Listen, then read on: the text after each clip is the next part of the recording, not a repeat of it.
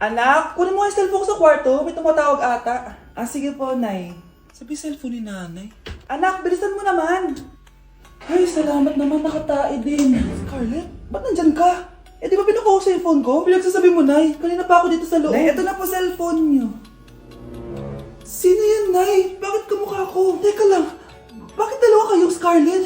Nananaginip pa ako? Ah, Nay, ako yung totoong Scarlett. Ha? Sinungaling! Ako to, Nay. Ang totoong Scarlett. Sandali nga! Hindi na ako tutuwa sa inyong dalawa, ha? Isa lang ang solusyon dito. Magtatanong ako at kung sino makasagot ng tama, siya ang totoong Scarlett. Unang tanong, saan ako may balat? Balat? Ah, Nay! Sa puwet! Nay! Sa kifi. Tama! Kifi. Ha? Totoo ba, Nay? O, diba? Alam ko. Susunod na tanong. Ano ang timbang ko? Mukha kang 100 kilos, Nay. 75 kilos? Tama! 75 kilos! Yes! Huling tanong. Ano ang birthday ko? Birthday? Mahina pa naman ako sa ganyan. April 14, 1977? April 15, 1977. Tama! Ikaw nga ang totoong Scarlett! At ikaw, dahil talo ka, lumayas ka na dito! Impostor! Ay! Sino ba kasing Scarlett na yun? Bakit kamukha ko siya? Anak, kilalang kilala mo talaga ako, no? Siyempre naman, Nay. Anak mo ko eh. Worth it lahat ng pagpaparetoke ko dahil sinira mo ang mukha ko noon.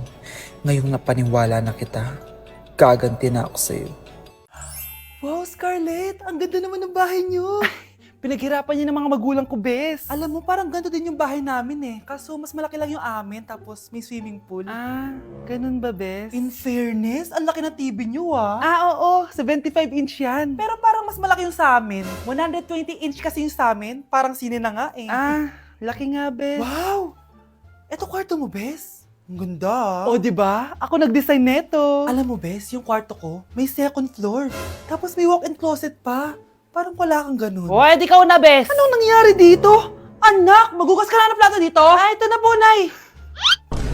Ang dami naman nito. Ay, buti na lang talaga may bida. Wow, Bes. Ang syala naman ng dishwashing soap nyo. Ah, eto ba, Bes? Alam mo ba, si Coco Martin ang may-ari neto. At siya mismo ang namili at nag-test neto. Talaga ba, Bes? Oo naman, Bes. Bida kontra sebo to. Oh, diba? Natanggal agad ang sebo. Di tulad na nakasanayan. Bida sa sulit. Dahil konting patak lang, madami ka na mahuhugasan. Bida sa bula. Tignan mo naman, diba? Ang dami. At syempre, bida sa bango. Nakakasyala talaga yung lemon plus calamansi scent. Malinis ang amoy. Ang ganda nga niyan, Bes. Pasado talaga sa akin tong gawang Pinoy. Kaya oras na para palitan ang nakasanayan. Dahil nandito na ang bida. Eh, saan naman mabibili yan, Bes? Mabibili to sa TikTok Shop at sa Suking Sari Sari Store. Available in 700 ml, 200 ml, and 20 ml. Sobrang mura, di ba? Kaya bida sa bulsa. Bida sa linis, bida sa buhay. Nay! Impostor? Bakit nandito ka, ha? Walang iya ka? Bakit mo ako ginagaya, ha? Baka nakakalimutan mo. Nanay mo ang sumira ng mukha ko. Ha? Wow! Hoy, Sofia! Tandaan mo! Katulong ka dito, di ba? Huwag kang paupa-upo lang dyan. Ah, ma'am. Kakatapos ko lang po maglinis. Nagpapahinga lang po ako. Ah, talaga sumasagot ka pa sa amo mo, ha? Nay! Ang dumi pa dito, oh! Hindi niya ginagawa ng maayos yung trabaho niya. Walang iya ka? Madumi pa pala dito? At nakuha mo pang magpahinga dyan? Paano nangyari yun? Ma'am, nilinis ko na po yan. Maniwala po kayo. O, eto. Ay! Yung mukha ko! Ang sakit! Ayan! Pati mukha mo, dudumi na. Umalis ka na dito! Tatanggalin na natin ha. Buti na lang talaga mabilis kang gumaling. O, ayan. Kuhang-kuha yung mukha ng pinapagaya mo. Dok, kamukha ko nga siya. Pinag-ipunan ko talaga to. Nagtataka lang ako. Yung ibang tao, mga artista yung pinapagaya ang mukha. Eh yung sa'yo parang normal na tao lang yung pinagaya mo. Dok, may kailangan lang akong gawin. Kung ano man yan, mag-ingat ka ha. Ano? Ikaw si Sofia? Napakawalang ya mo din eh, no? Niloko mo pa kami! Mas walang ya kayo, mga hayop! Nay, baka gusto niyo ulit mabuhusan ng asido sa mukha? Asido? Gusto mo lang round 2?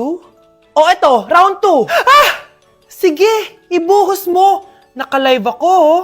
Ipakita nyo kung sino talaga kayo! Ano? Alisin mo yan. Ano? Takot na kayo, no? Tignan ko na lang kung hindi kayo masisira sa mga tao. Hindi kami pwede masira.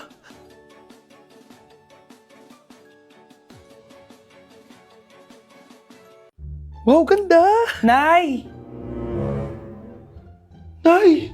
Bakit ba anak? Ano ba naman yan, Nay? Tanghali na, wala pa rin pagkain. Wait lang anak, busy pa ako. Mamaya ka na ha.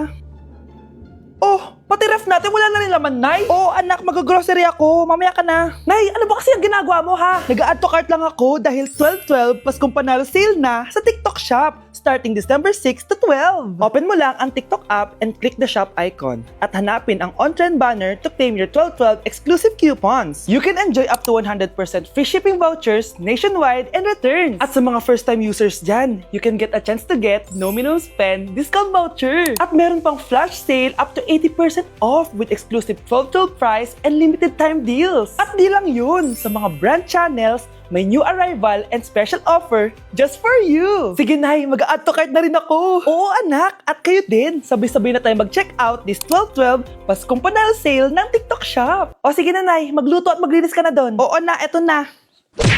Welcome BFF sa ating yearly exchange gifts. Sa wakas na tuloy, inaabangan ko talaga to. Ako din, excited na ako sa makukuha ko. So, sino gusto mauna? Ako na mauna dahil ako naman ang pinakamaganda dito. Ang nabunot ko ay si Samantha. O eto, Bes. Ano kaya to?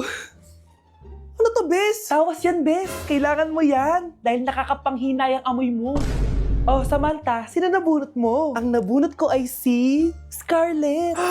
Ano kaya to?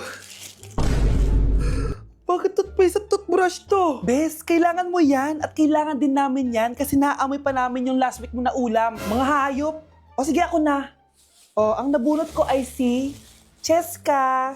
Oh, di ka nalugi dito ah. Wow, Bes, ang dami nito ah. Nabili ko lahat yan sa Shopee Choice. Binilang kita ng charger cord kasi palagi mo nawawala yung sayo, te. 69 pesos lang to. Oh, selfie stick with flashlight. Di ba mahilig ka mag-video-video? 188 pesos lang to. Oh, tinted lip balm para magmukha kang fresh kahit di ka nag-toothbrush. 87 pesos lang to. Oh, pampas grass para magmukha maganda yung kwarto mo. Oh, eto, wireless microphone para high quality ang boses mo kahit pangit ang boses mo. Ang mura naman pala. Paano yan, Bes? Paano? Just search my choice keyword sa Shopee to enjoy 50% off voucher. Pasabog ka talaga, Bes. Tama. Kaya mag-check out na rin kayo sa Shopee Choice. Anak? Oh, Nay. Gising ka pa? May ibibigay lang ako sa'yo. O eto, good luck to ha. Dreamcatcher to, Nay ah. Oo anak, ang sabi nila, magsabi ka lang ng wish mo dyan, matutupad. Malay mo naman, di ba? Thank you, Nay. Dreamcatcher. Matry nga to. Sana maging top 1 ako sa klase namin. Anak! Congrats! Bakit po, Nay? Ikaw daw ang top 1 sa klase nyo! Totoo ba, Nay? Totoo nga to.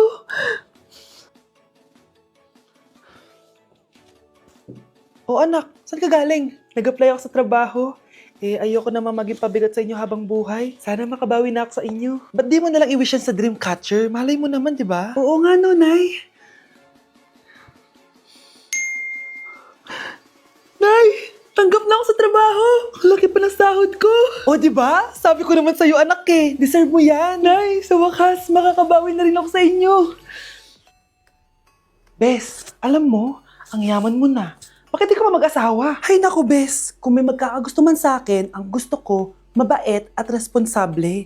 Parang si Joshua. Naku, Bes, si Joshua pa. Puro trabaho yan. Hi Scarlett, pwede ba tayo mag-lunch together mamaya? Sure, sige. Saan ba? Ayun. Oh, yan ang simula ng love story nyo, ha? Ay, mahal. Grabe. Natupad na natin yung mga pangarap natin. May anak tayo. May malaki tayong bahay. May maayos tayong trabaho. Ay, sa wakas. Proud ako sa ating dalawa, mahal.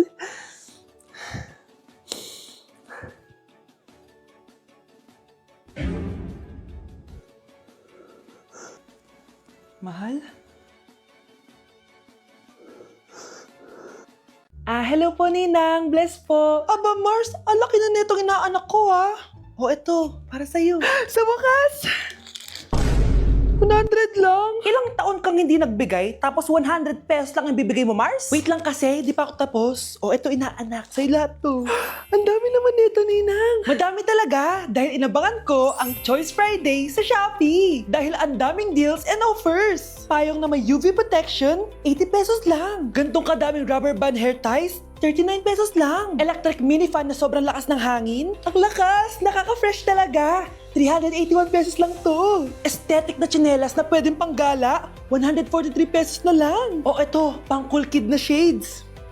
57 pesos lang. Wow, Mare. Turuan mo naman ako niyan. Sure, Mars. Madali lang. Just search my choice keyword on Shopee to enjoy 50% off voucher. Sige na, Mars. Una na kami, ha? Thank you po, Ninang. Welcome, inaanak. See you next year.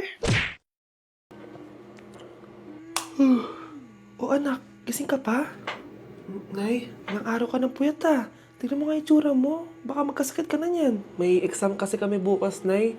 Kailangan ko i-maintain yung dean's list ko para pag graduate ako, cum laude ako. Para din ako mahirapan pag nag-apply ako ng trabaho, Nay.